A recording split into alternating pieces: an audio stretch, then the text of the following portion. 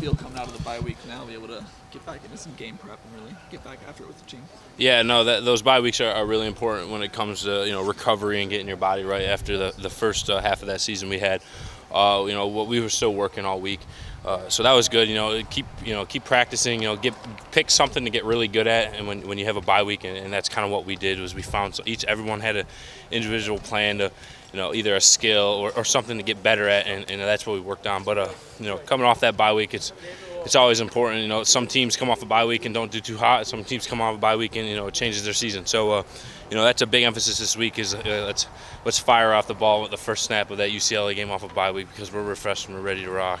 What was your individual performance, I guess, goal? Or what was it's different for everyone. For me, it was just working on my technique and in the little individual skills that we might lack or we might not be as good at yet. It's a perfect time to practice when you don't have a game that week. You can strictly focus on that individual technique and really work full force at that.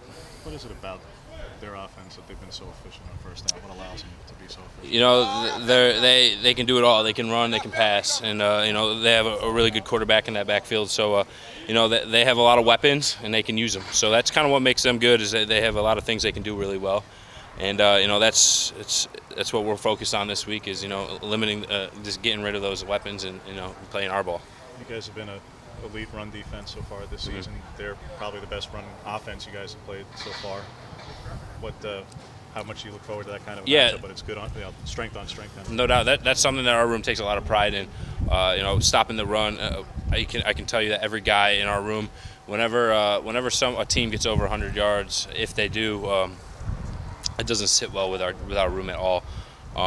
That's something that we say every day before practice, is we're going to stone the run, we're going to stone the run, because you can't get after the quarterback if you don't stop the run first, right? So that's something we're taking a lot of pride in. It's something that we're really looking forward to being able to play those guys because of how good they are in the run game.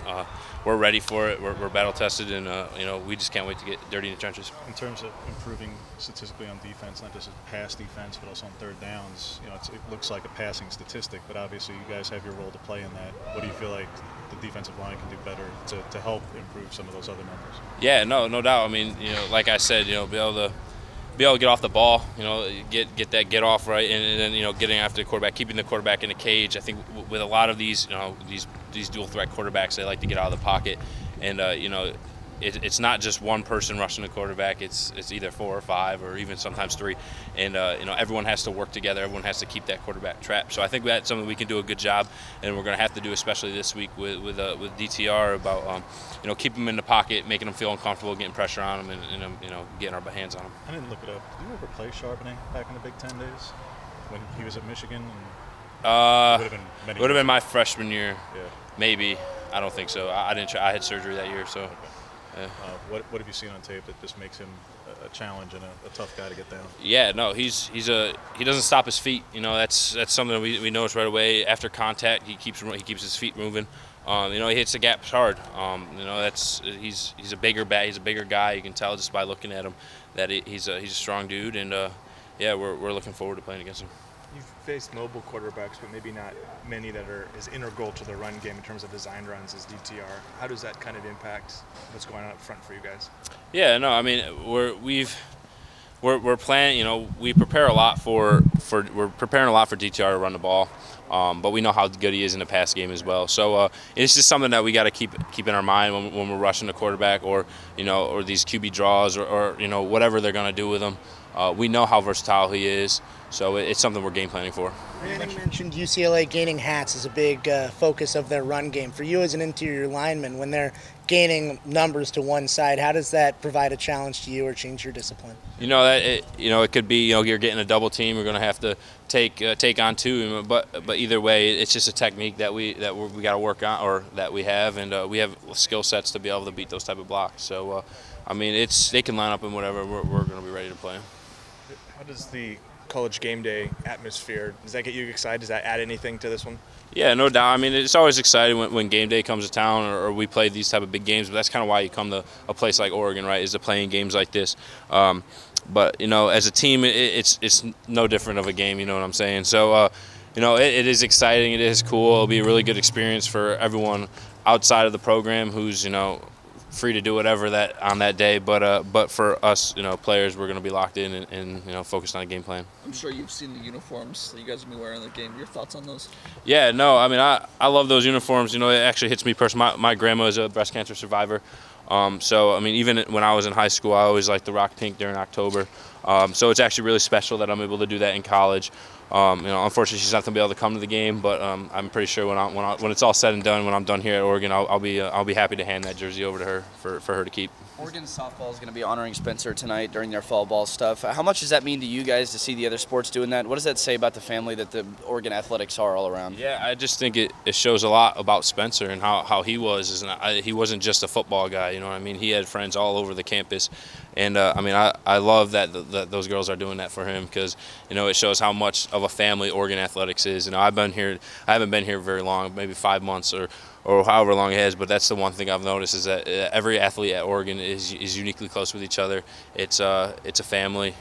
Everyone says hi to each other, and I don't have to know the athlete next to me, personally, but it's a connection that we have is that we're athletes and we're very happy and very proud and excited that they're honoring him tonight. Sorry if this has already been asked, but what makes the Bruins so successful on third down? Ranked 4th in the country. What do you guys need to do specifically to prevent them on third down? Yeah, I mean, I think I said it earlier. They have a lot of weapons, right? They can run the ball, they can pass the ball, they can use their quarterback to do a lot of different things. So that's kind of what makes them really successful. For us, we just got to get after the quarterback. We got to play our calls and just do what we're game planning. And I think we'll be successful. Does DTR remind you of any quarterback you've played? I'd say Justin Fields. He's really mobile. He can throw the ball. Justin. When we played Justin, he was a hard guy to get down. I played him back in 2020, and it was when he started scrambling, you had to worry just as much about if he's going to throw the ball versus run. But like I said, those type of quarterbacks, you got to just trap them. You got to keep them in the pocket, and you got to you can't let them escape, and pressure them with all 5 or 4 or 3 guys who are rushing.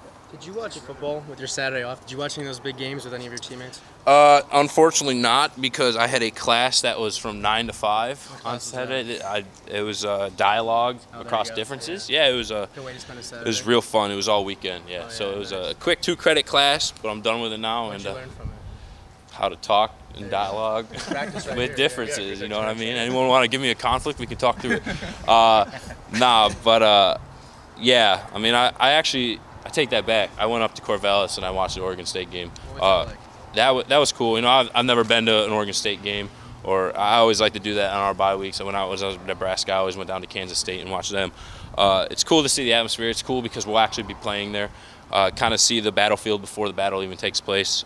Experience what their game day is like.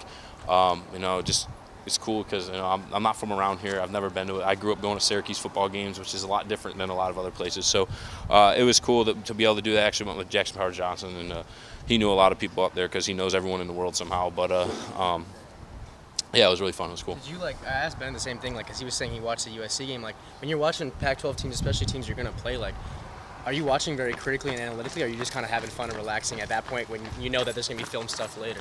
Yeah, no, I think it's just a football player's natural thing is to start looking at things analytically.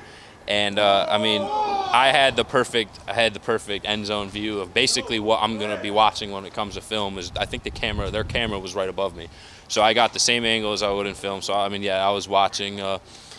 I was watching all their stuff. I felt like I got my coaching hat on somehow right now. But it was it's fun to do that. When you're not you're not worried about the game coming up. You can just sit there and watch and really pick apart what they're doing and what you think they're going to do. And we were able to play Washington State, so I was sitting next to my girlfriend telling her exactly what they were doing. She said, "How do you know that?" I was like, "I don't know. Maybe I just spent a whole week watching them." So it was cool. But I actually sat next to Cam Ward's parents and talked to them for a while. And they obviously had a tough game, but it was a fun experience. Yeah. What separates DTR from the other mobile quarterbacks that you guys have already faced this year? I think experience. He's been there a while. He knows what he's doing. He's he plays the game with a lot of passion, and that's something we're excited to play against. I thought it was a Hellcat. Sounds like a Scat Pack. But we're excited to play against a guy who plays with that much emotion, and he obviously loves the game of football. You can tell when he plays. So I think what makes him stick out is just, you know, he's older, he can run the ball, he can throw the ball, and we're excited to play him. Thanks, guys.